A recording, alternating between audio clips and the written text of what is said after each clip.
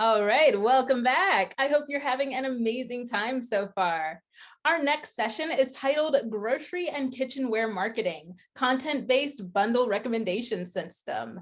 Please join me in welcoming our speakers to the virtual stage. Thanks, Patricia. It is an honor to present our work between Target and University of San Francisco.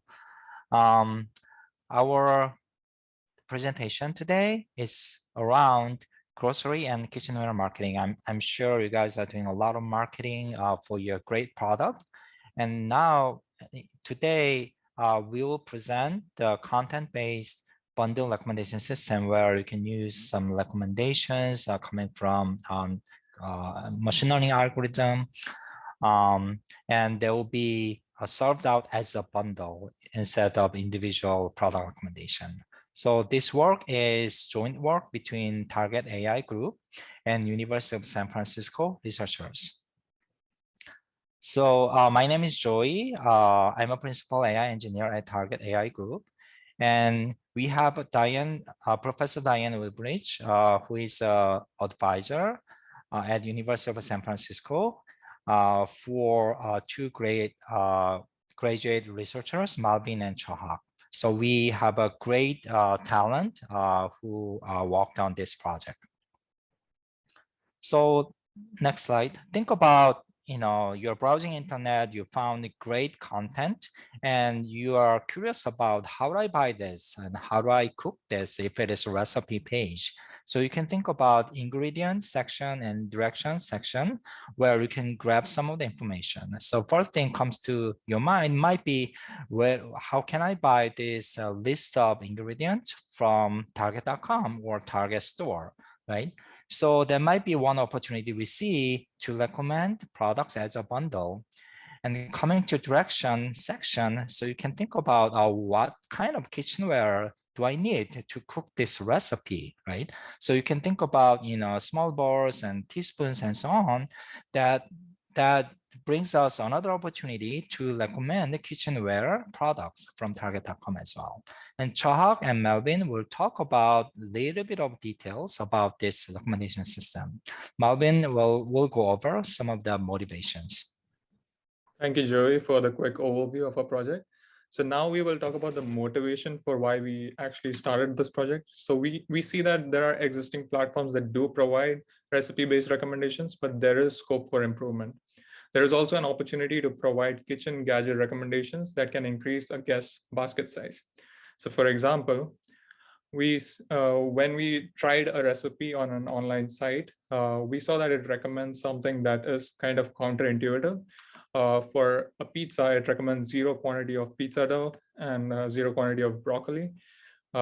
So this could be because the products are out of stock, or it could be that the recommendation algorithm is not able to parse the instructions properly and give out correct products. So that's why we started this project. And now let's go on to the overall workflow of our project. So let's say a guest has selected a recipe or multiple recipes. These recipes get split into the cooking instructions required for the recipe and the ingredients. From these two, we extract kitchen gadgets and ingredients. The ingredients are normalized based on quantity. So for example, a teaspoon of salt gets converted into ounces, and other ingredients are also converted into ounces so that we can match from Target's database based on the quantity. So these gadgets and ingredients gets passed on to the system as queries, and we search Target's products to find out the best matching products for these ingredients, which then gets added to the cart, shopping cart, and the user can use this to then buy them. So next, we can go dive deeper into the recommender system, where we have the ingredient as the search query as well as Target's products. The ingredient gets passed on to a query expansion module where we find ingredients. If the ingredient doesn't exist in our product by the same name, we can still find it. And we can also get ingredient substitutes as well. Target's products are also passed to a preprocessor where if a user has preferences for organic or non-GMO products, we can filter them out here itself and also do some additional preprocessing for algorithms, which would be used in the next stage, which is the retriever, where we retrieve 100 matches quickly from 100,000 products in our target database based on these two models. And in the next stage, we re-rank these 100 matches with higher accuracy using a much better model, pre-trained transformer model. We also do some relevance ranking where we prioritize fresh products over processed products. And then this gets sent to the optimizer module for quantity, where the products are the best matching products based on the ingredients quantity are retrieved and then given out as the best product in the end. So as an example, if an ingredient is 1 cup of vegetable oil, it gets expanded to a cup of oil, vegetable oil, olive oil, canola oil. And then this gets passed on to the retriever, which retrieves 100 products, as well as these would be the top 3 products. And here we can see that canola oil is there as a second product, which is not exactly the right thing. This gets re-ranked by the re-ranker, and the canola oil gets pushed further down, while the vegetable oil gets pushed further up.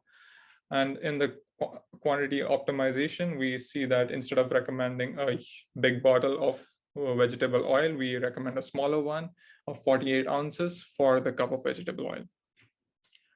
And so the key ideas that we used in our project is transfer learning, where our retriever and re-ranker consist of transformer models that have been pre-trained on a large corpus of over 1 billion sentences based on diverse sources such as Wikipedia, Stack Exchange, Reddit, and others.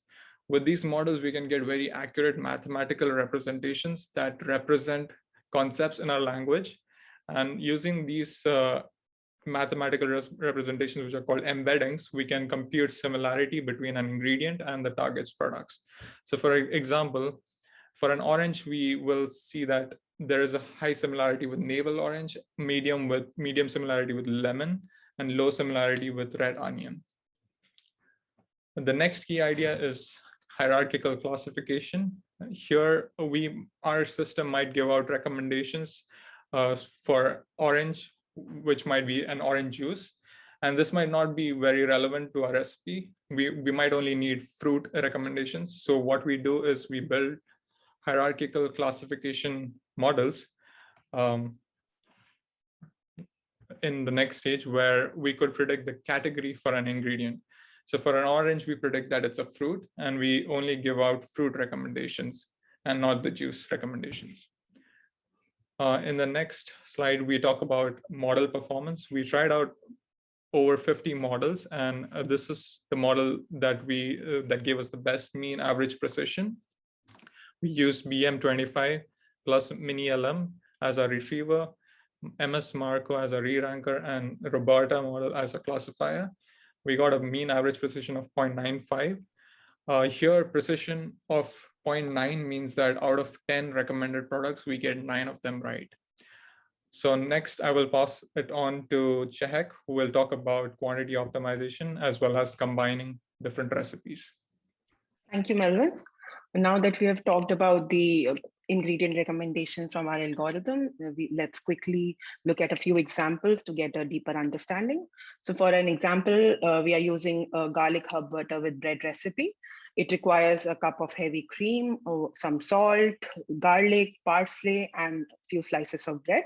If we pass this recipe through our algorithm, these are the recommendations that will be given out. So heavy cream, bread, garlic, parsley, and salt as what is required in the recipe will be recommended. Then let's move on to the next example, which is classic French toast. It requires eggs, heavy cream, cinnamon, bread, salt, and again, some unsalted butter. So when this recipe is passed through the algorithm, what we get as our recommended products are shown on the screen. Some heavy cream, bread, cinnamon, salt, eggs, unsalted butter, and so on. So what we need to note here is that the recipe needs only 6 large eggs, but we are recommending a pack of 30 eggs. And then for only 4 tablespoons of salt, 4 tablespoons of butter, we are recommending a full 1 lb pack of butter. So this leads us to our next step in the process, where we actually optimize the quantity so that there are less wastage of resources and money for the guests. So as an input, we take the ingredients and their quantity required in the recipe. We convert and normalize these quantity to volume. Say, for example, a cup requires some particular volume. A tablespoon is converted into a particular volume. So that is all standard, and that we use as our normalization process. Then we also use the ingredients density and convert that volume into weight. Now that we have how much weight or ounces of ingredient is required in the recipe, we take what is sold in Target's database. So we try to understand what quantities for a particular product are sold in Target's database. And then we, using these two informations, we calculate what final quantity is required for a product in the recipe. So to quickly illustrate this with an example, in the previous recipe, we saw that 4 tablespoons of unsalted butter is required. We know that a tablespoon is 15 ml, so 4 tablespoons would be 60 ml of butter in the recipe. And if we look at the density of butter, it says that 1 cup of butter is 227 grams, which means per ml it will be 1.01 grams, which when converted to ounces tells us that it requires 2.14 ounces of butter in the recipe. Now in Target's database, the 2 best matches for the butter was a 16-ounce pack of butter and a 1 lb pack of butter, which are essentially the same quantity, but a 16-ounce pack of butter for a different brand costed less than 1 lb pack of butter. So the algorithm will rank it in such a way that the smaller quantity or a cheaper product is ranked higher than the other one. So that is what is being happened here with our algorithm. So in the previous example where we saw that the eggs, there were 30 eggs that was being recommended. With the updated optimized quantity algorithm, we are recommending only a pack of 12 eggs and not 30 eggs. Similarly for butter, we are replacing the recommendation already discussed about with a cheaper version of the butter, so that it's optimized for the user. Next, now that we have talked about the ingredients recommendations and the quantity, the next step is to understand what kitchen tools are required in the recipe and how to recommend them. Overall, the workflow for the kitchen tools recommendation is fairly similar to the ingredient recommendation, but we have a few changes here and there, and which we will discuss here. So as an input, we are taking the cooking instructions from the recipe. We are passing it through a preprocessor to get some preprocessed text of the instructions. From this text, we are trying to identify the kitchen tools that are required and the cooking methods that are actually used in the recipe through a custom named entity recognition model from Spacey. Once we identify what kitchen tools are used in the recipe, we look for those kitchen tools in the target products and try to retrieve top 100 or so matches for the kitchen tool. And then these matches are passed through a re-ranker, and where we re-rank the products with higher accuracy, so that our algorithm gives out what is the best match for the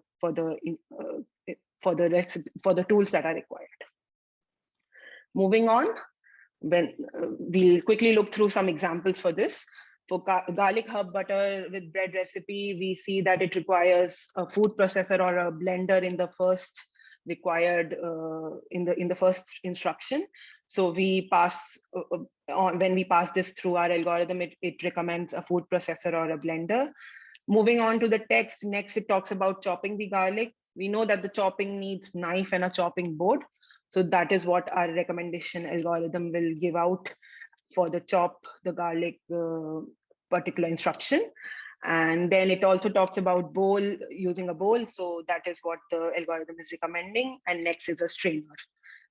It talks about the bowl again, but we are not recommending the bowl twice because it's mostly using the same bowl again in the instructions. So we are just limiting the recommendation of the bowl as one quantity.